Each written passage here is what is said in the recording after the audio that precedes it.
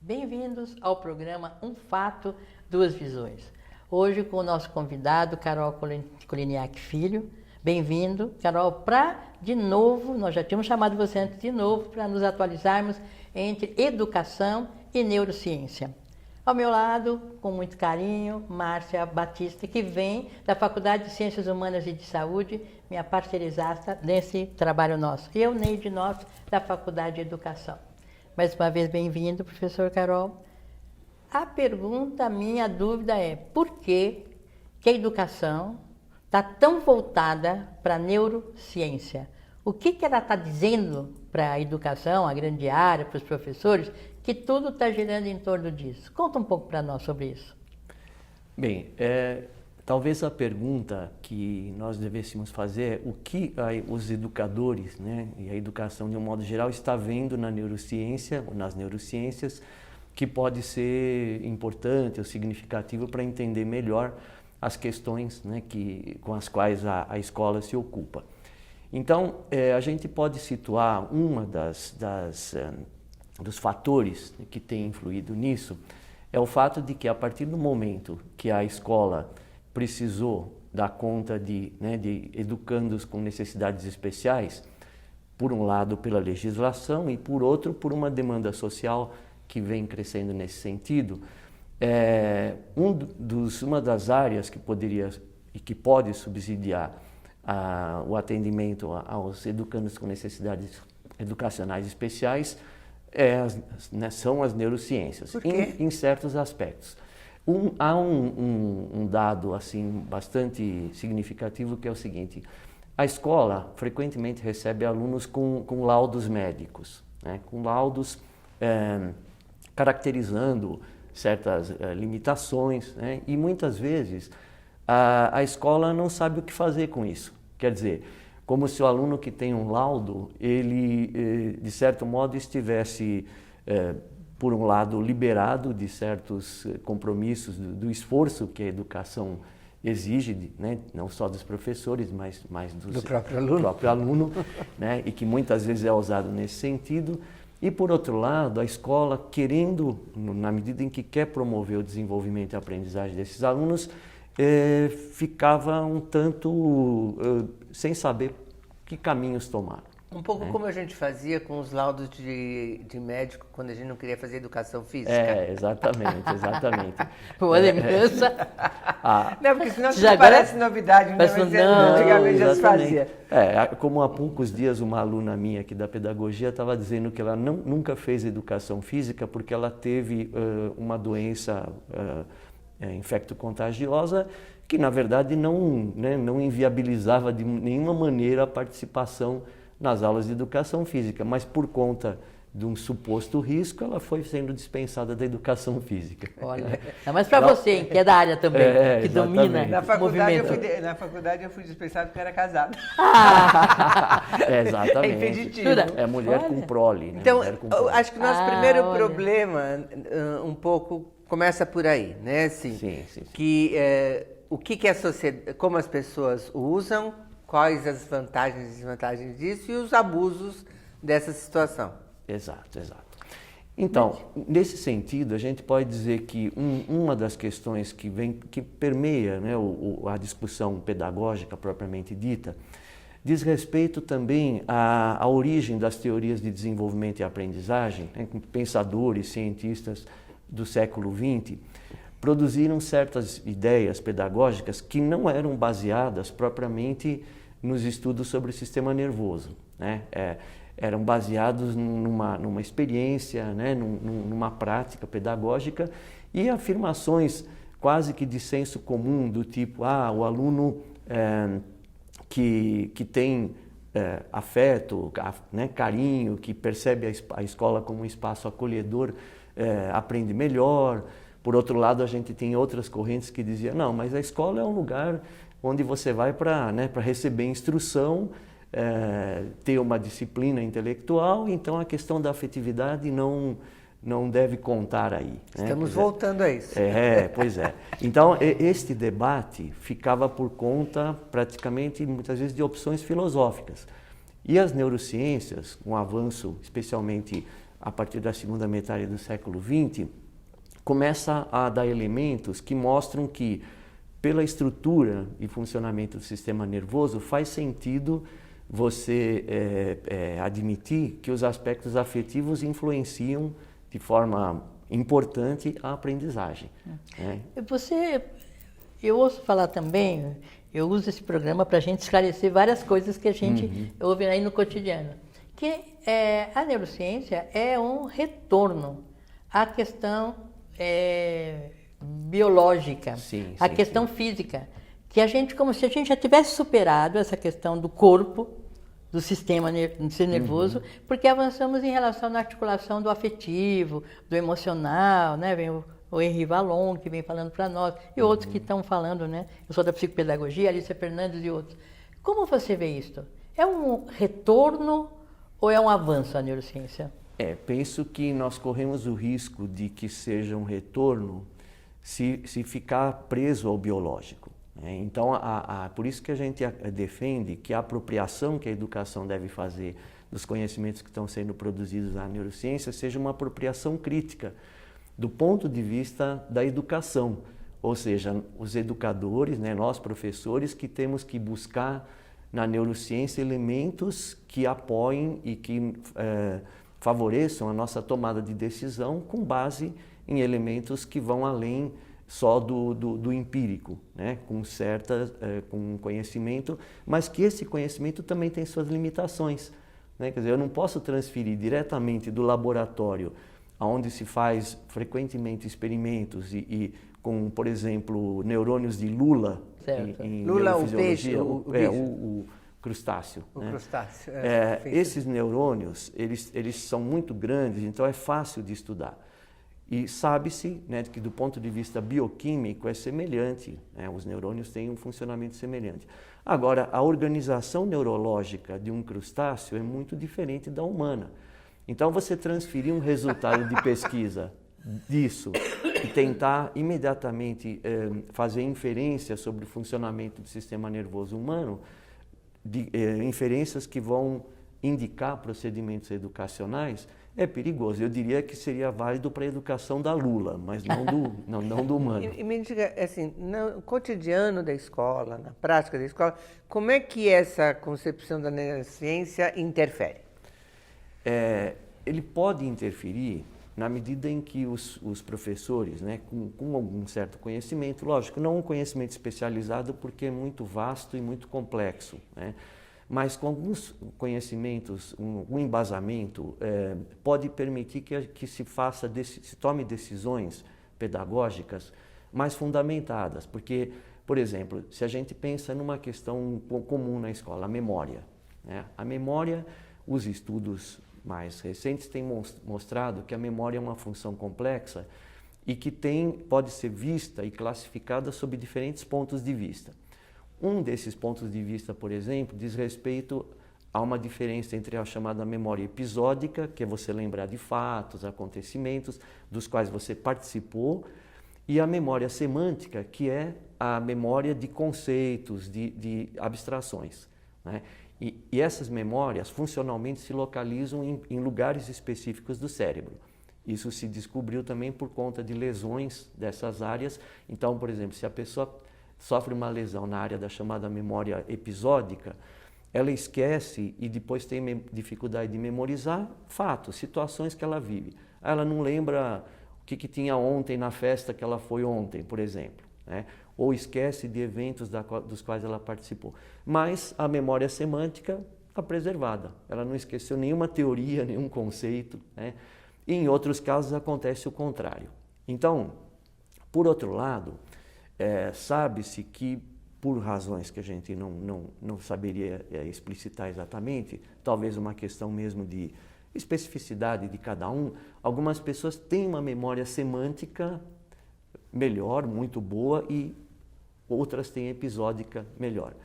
Então, por exemplo, isso para o ensino diria o seguinte, uma criança ou um adolescente que tem uma boa memória episódica, ele terá mais facilidade de memorizar e de guardar informações e ideias que são fruto de uma atividade da qual ele participou.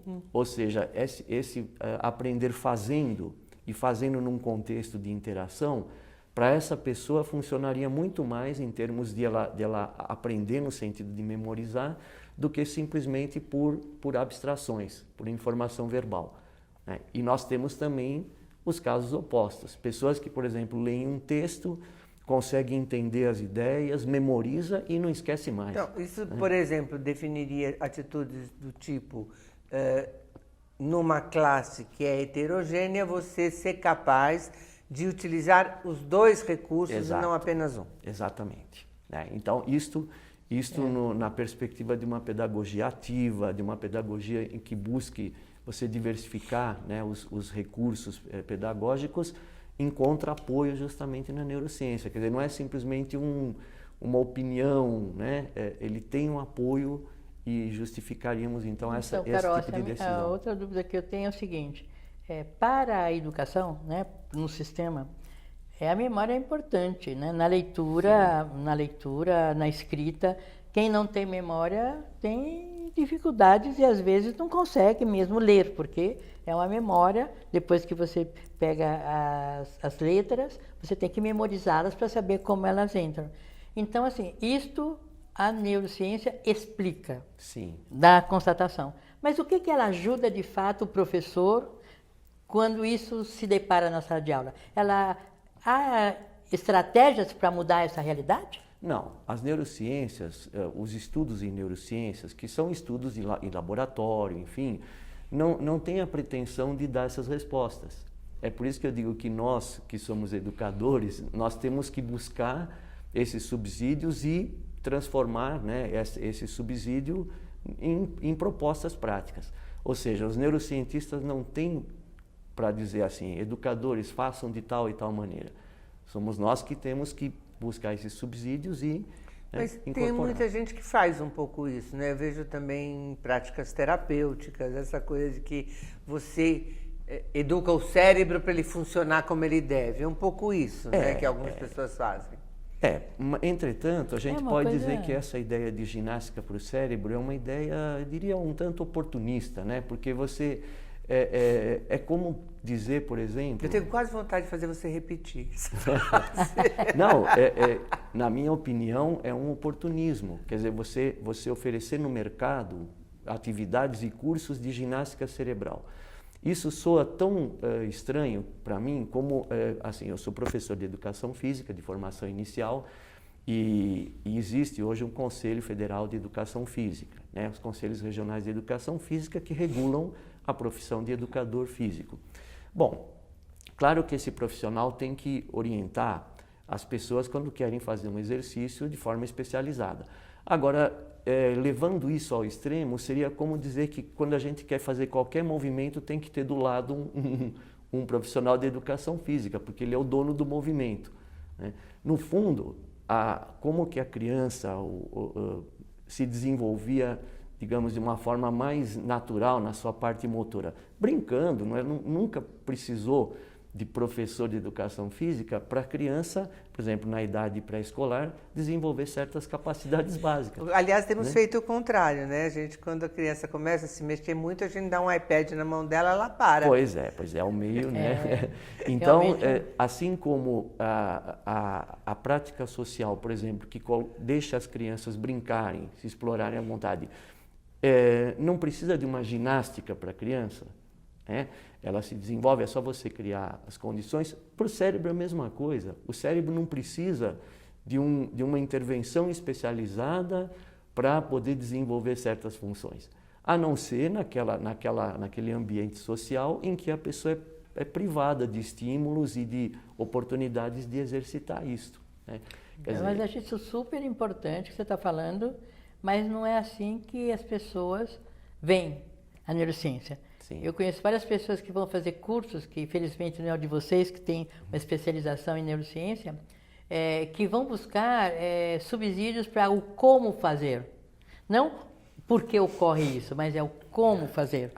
E aí ele fica procurando e fica inventando coisas que desde que a escola é escola, desde que o mundo é mundo, eu diria, sempre existiu o cérebro, né? Eu brinco, sempre existiu o cérebro, sempre estudo sobre o cérebro, e a gente estudava, e a gente ia nos laboratórios para saber a constituição, e tinha a questão do comportamental, etc.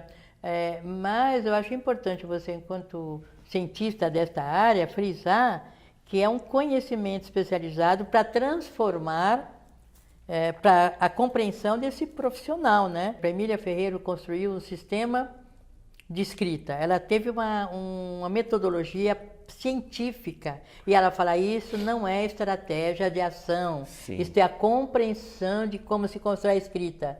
Até a hora que ela perdeu a paciência, falou, não quero mais conversar sobre isso. Por quê? Porque as pessoas transformavam uma constatação, queriam numa metodologia. Exato. Eu acho que a neurociência está passando por esse conflito. É uma boa comparação, né? Quer dizer, a gente que estudou logo no início, quando a Emília Ferreiro faz o seu estudo baseado, né, na epistemologia genética do Piaget, a gente ficava arrepiado de ouvir as pessoas falarem, o método Emília Ferreiro. Isso era terrível, né? Quer dizer, mas assim, o senso comum e um certo senso comum na área profissional também, né? Porque existem todas as áreas profissionais que são reflexivos e outros que simplesmente são repetitivos. Repetem as coisas.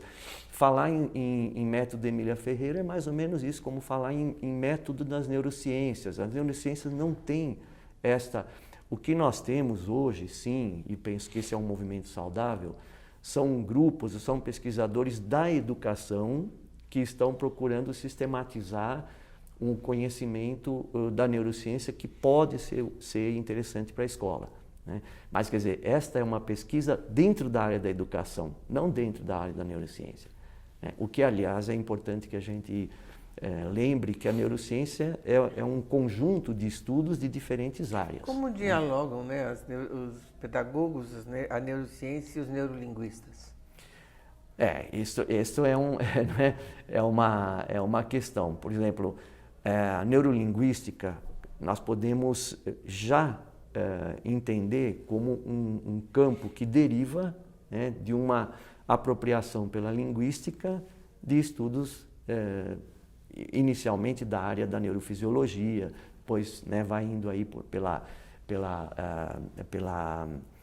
estudos do metabolismo neural, etc.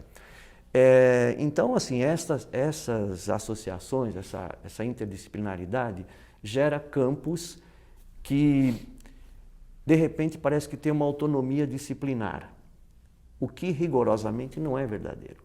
Quer dizer, para você ter um campo que inicialmente é interdisciplinar e depois se torna uma disciplina autônoma, isso é uma construção de décadas e décadas e décadas, e que, do ponto de vista da organização da ciência, exigiria um esforço, uma comunidade que compartilhasse um determinado paradigma, né? Quer dizer, enquanto isso não acontece, a gente permanece na condição que, para mim, não desmerece nenhum tipo de estudo, mas que é um estudo interdisciplinar. É porque me dá um pouco essa impressão que a neurolinguística ela cai neste lugar que você está falando de que é um método. Pois é. Né, que vai fazer você ter sucesso na vida. Exato, e não fazer determinados comportamentos que são prejudiciais a você, né? Então, te ouvir me dá certos subsídios para entender um pouco mais isso, que eu tenho criei uma certa birra, né? Assim, então, você não fale não, né? Você fale sempre positivamente, porque é como se isso fosse criar um caminho particular no cérebro. Sim. Eu também, em relação a isso, sou bastante cético. Eu acho que as pessoas muitas vezes buscam soluções simples, né? E há quem prometa isso, né? Olha, nós temos aqui soluções simples que vão ajudar e você vai, de uma forma prática, conseguir viver melhor. Da mesma forma que, na minha opinião, prometer, pela contribuição das neurociências, que os educadores terão uma vida mais fácil, vamos dizer assim, né? É um tanto ingênuo. Eu penso que Se não é uma ingenuidade, é no mínimo aí então um equívoco que se mantém muitas vezes, talvez até por questões de um certo mercado de trabalho, né? A gente precisa se apropriar, mas se apropriar criticamente. Então, por isso, por exemplo, no curso que nós projetamos aqui nessa área na PUC, as disciplinas iniciais do curso são fundamentos históricos e epistemológicos da neurociência. Quer dizer, nós queremos que a pessoa que vem fazer o curso conosco saiba qual que é o fundamento epistemológico desse conhecimento, para poder ter uma crítica sobre ele. Ou seja, não é um conhecimento miraculoso, revelado por ninguém. Revelado pelas máquinas que desvendam o cérebro. Exatamente. Ele é fruto de processos também indutivos, de inferências que os pesquisadores fazem, que às vezes são difíceis de você comprovar, né? Eu queria ver se, em falando de neuro, né, qual é uma constatação que você vê que a neurologia trouxe, deixando a crítica de lado, para ajudar os educadores? O que, na sua concepção, qual é o conhecimento assim, mais comum da neurociência que a educação deveria apropriar-se? Bom, eu penso que, de um modo geral, assim, quem compreende, quem alcança uma certa compreensão do sentido do que significa, por exemplo, a construção do conhecimento do ponto de vista neurológico, quer dizer, a formação de determinadas sinapses, quer dizer, o conhecimento se constrói concretamente, né? Quer dizer, não quero dizer que o conhecimento sejam as sinapses, mas a contraparte física observável do conhecimento é uma contraparte que são ligações entre, né, dendritos, axônios, etc., dos neurônios, que de fato acontece no cérebro. Então, nesse sentido, quando a gente fala de construtivismo, né, como uma forma de entender o conhecimento, essa construção, ela é também uma construção física, fisiológica mesmo, né, que para isso necessita de uma alimentação, de uma nutrição apropriada, necessita de estímulos apropriados. Quer dizer, eu penso que, do ponto de vista da compreensão do processo de construção do conhecimento, a neurociência traz uma contribuição que é dizer assim, é uma construção mesmo. Ela é física, claro que, mas para isso você tem toda uma mediação. Quer dizer, ninguém pega um alicate e liga os neurônios lá, né? Quer dizer, é todo um processo de mediação do professor que faz com que o sujeito ativamente elabore e construa essas sinapses, né? Quer dizer, a ideia de que a participação do aprendente, né, do discente, o envolvimento, a mobilização dele para a aprendizagem é indispensável, isso está constatado. Quer dizer, ninguém liga o circuito neurológico, é o próprio sujeito, né? Então, eu penso que este talvez seja a contribuição assim, mais fundamental de uma compreensão dos fundamentos da neurociência, para você entender o processo educacional. Quer dizer, a ideia de um construtivismo se torna mais concreta e o papel do professor nesse processo fica mais claro como mediador, né? Com toda a responsabilidade que isso traz. Mas, enfim, se o aluno não se mobiliza, não existe aprendizagem. Então, na verdade, os cursos de formação, né, esses que vocês estão propondo, dizem respeito à compreensão de como o conhecimento se constrói e depois vocês chegam a transferir esse conhecimento para a ação? Sim. Na formação? Uma boa formação teria que trazer isso, não só conhecimento de como forma, mas como se viabiliza isso. Então, esse processo a gente enxerga, né, como na formação de professores, como, primeiro, o professor se apropriar das bases do conhecimento, né, quer dizer, das bases do conhecimento existente em neurociências, para depois associar isso à sua prática pedagógica. Nesse sentido, não dá para dar receitas, fórmulas. Se a gente porque fizer não é assim, né? Se você fizer assim, você desenvolve assim. Não é, exatamente. Por quê? Eu estou partindo do pressuposto que cada sujeito faz essa construção, né? É claro que nós podemos pensar em um arranjo educacional que favorece essa construção porque respeita certas especificidades de funcionamento do sistema nervoso. Por exemplo, existem implicações também para a educação, mas que não estão ao alcance do educador. Estão ao alcance da família e da sociedade como um todo, né? Por exemplo, a gente hoje fica muito claro o papel do sono na consolidação das memórias de longo prazo.